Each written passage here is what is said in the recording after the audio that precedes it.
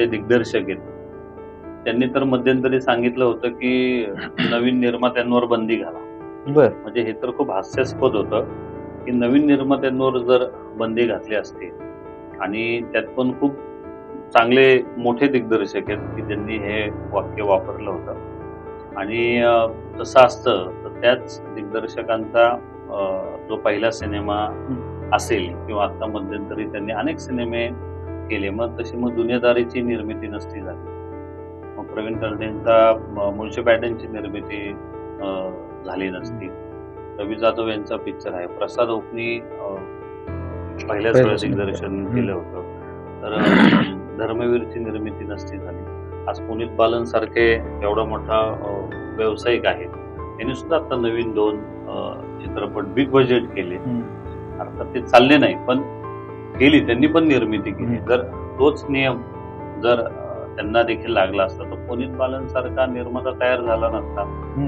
अनेक नवीन नवीन निर्माते ज्यांनी चांगले सिनेमे पहिल्यांदा केलेले आणि अशांवर जर हे म्हणतात तसं जर बंदी घातली असती तर नवीन सिनेमांची निर्मिती झालीच नसती आणि मुळात मग कुठेतरी असं वाटलं असतं की यांचंच वर्चस्व यांना मराठी फिल्म इंडस्ट्रीवर ठेवायचं आहे का, असं देखील माझ्यासारख्या राजकीय माणसाला त्या ठिकाणी वाटतं की अरे यांना ह्यांचीच लॉबी फक्त मराठी इंडस्ट्रीमध्ये ठेवायची आहे का, यांना नवीन निर्माता तयारच होऊन द्यायचा नाहीये का, किंवा नवीन दिग्दर्शक येत असेल तर मग तो तयारच होऊन द्यायचा नाहीये का, असं कुठंतरी थोडंसं मग वाटायला लागतं. आणि ह्याच्यात मग नवीन जे येऊ पाहतात म्हणजे अगदी रील स्टार असतील सध्याचे किंवा आपल्याकडे NST FTI यासारखे सिनेमाचं शिक्षण देणारे, अभिनयाचं शिक्षण देणारे असे बऱ्याचशा इन्स्टिट्यूट्स आहेत. त्याच्यातून येणारे जे प्रशिक्षित कलाकार असतील त्यांची थोडीशी ते हिरमोड झाली असते की नवीन लोकांना चान्सच नाही तर आम्ही प्रयत्न कुठे करायचा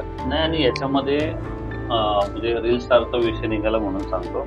आता मध्यंतरी म्हणण्यापेक्षा आत्ताच ह्या 2-3 वर्षामध्ये आपलेच जे मोठमोठे सिने कलाकार आहेत जे स्वतःला मराठी फिल्म इंडस्ट्री मधले शाहरुख, सलमान, आमिर खान समजतात, त्यांचं मी पाहिलं होतं की त्यांच्याच चित्रपटाचं प्रमोशनसाठी त्यांनी ह्याच रील स्टार वाल्यांचा उपयोग करून घेतला होता, चांगल्या पद्धतीत करून घेतला, आजही करतात ते. आणि तेच अभिनेते अभिनेत्री आज त्याच रील स्टार वाल्यांना नावं ठेवतात ते. म्हणजे खरं तर खूप हास्यास्पद होतं.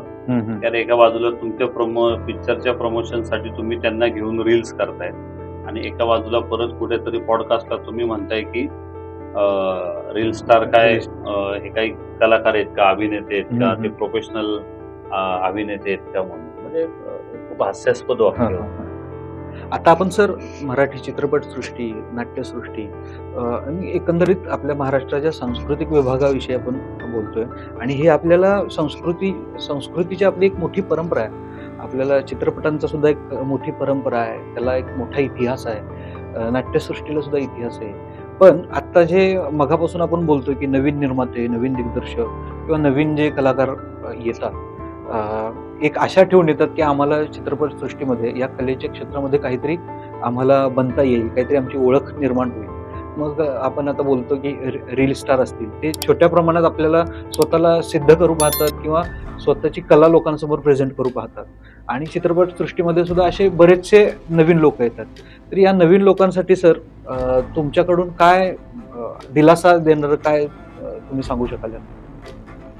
याच्यामध्ये म्हणजे मेनली नवीन निर्माते जे आहेत या नवीन निर्मात्यांना मला तर आमच्याकडनं तेच सांगणं आहे की ज्यावेळेस नवीन मराठी चित्रपटाची ते निर्मिती करतील किंवा करायची तर अशा वेळेस त्यांनी चांगल्या लोकांचं थोडंसं मार्गदर्शन घेतलं पाहिजे. थोडंसं अनेक लोकांशी त्यांनी चर्चा केली पाहिजे. त्याच्यामध्ये त्यांनी उत्तम दिग्दर्शन केलेला व्यक्ती असेल किंवा अनुभवी लेखक असेल यांच्याकडनं थोडंसं पहिल्या चांगल्या गोष्टी सगळ्या समजून घेतल्या पाहिजे. काही इतर निर्माते आहेत की ज्यांनी 8, 10, 20 सिनेमांची निर्मिती केली आहे, अशा पहिल्या लोकांशी थोडीफार चर्चा केली पाहिजे. आणि नवीन सुद्धा अभिनेते किंवा अभिनेत्री याच्यामध्ये येतात त्यावेळेस त्यांनी सुद्धा थोडंफार ऍक्टिंगच्या बाबतीत थोडेसे कुठेतरी क्लास असतील किंवा हम्म. कुठेतरी त्याच्याबद्दल प्रशिक्षण देणारी प्रशिक्षण संस्था आहे. देणाऱ्या काही संस्था असतील ठीक आहे, थोडंफार तरी त्यांनी थोडंसं त्या बाबतीत सगळ्या गोष्टी केल्या पाहिजेत. आणि बऱ्याच ठिकाणी फसवणूक होती, तर याच्यामध्ये पुन्हा पुन्हा तेच सांगायचंय की थोडंसं चौकशी करा, हम्म. थोडीशी माहिती घ्या. माहिती घेतल्याने किंवा समोरच्याला विचारल्याने कमीपणा होत नाही किंवा कमीपणा आपल्याला नाहीये. पण नंतर पुढे जाऊन एवढे पैसे आपले अडकण्यापेक्षा हम्म. आत्ताच त्याच्यामध्ये तुम्ही थोडीशी विचारणा करा, थोडासा लोकांचा अनुभव घ्या आणि मगच तुम्ही त्याच्यामध्ये 100% उतरा.